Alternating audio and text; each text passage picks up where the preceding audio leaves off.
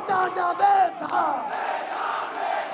আপোষটা সংগ্রাম, আপোষটা সংগ্রাম, দালালি না রাজে।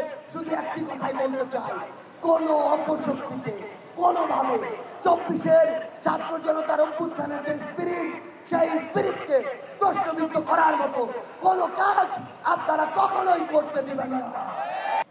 আমি বিশ্বাস করি 24-এর অভ্যুত্থানের যে স্পিরিট, এই স্পিরিটকে সামনে রেখে নতুন একটি পলিটিক্যাল ডিমান্ড নিয়ে আগামীর বাংলাদেশ যেখানে যাবে, সেই বাংলাদেশের নেতৃত্বের প্রথম সারিতে থাকবে নারায়ণগঞ্জের এই রক্তক্ষয়ী সংগ্রামের ছাত্র জনতা।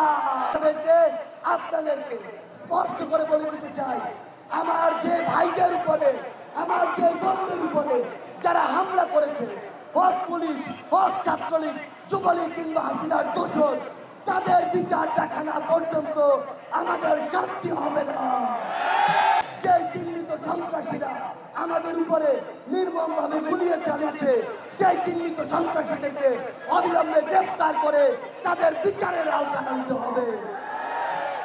আমরা নারায়ণগঞ্জবাসীকে একটি জিনিস বলে দিতে চাই, যখন কেউ ওই সিলেটের নাম জানতো না কিংবা রংপুর, রাজশাহী, খুলনা এসবের নামও জানতো না, তখন ঐতিহ্যবাহী একটি শহর ছিল এই নারায়ণগঞ্জ, যাকে বলা হতো প্রাচ্যের ডান্ডি।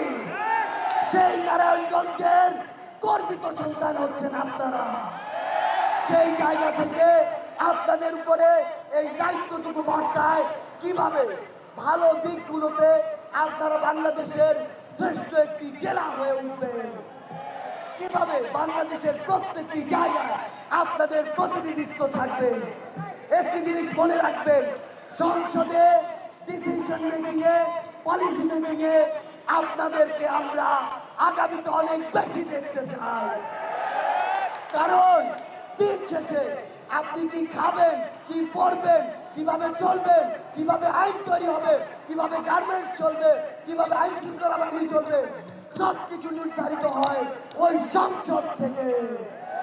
আমি আপনাদেরকে একটি জিনিস বলে দিতে চাই, বাবা মাদেরকে আজকের পর থেকে বলবেন, আমি শুধু ডাক্তার, ইঞ্জিনিয়ার হওয়ার স্বপ্ন আজকে থেকে দেখবো না, আমি একজন সুশিক্ষায় শিক্ষিত, ভালো, দক্ষ, সৎ, ন্যায় বিচারক, রাজনীতিবিদ হয়ে ওঠারও স্বপ্ন দেখতে চাই।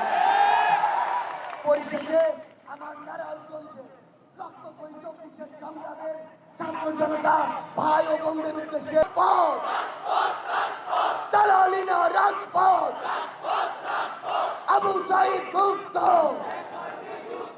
শেষ হয়নি যুদ্ধ, আবু সাইদ মুক্ত, শেষ হয়নি যুদ্ধ।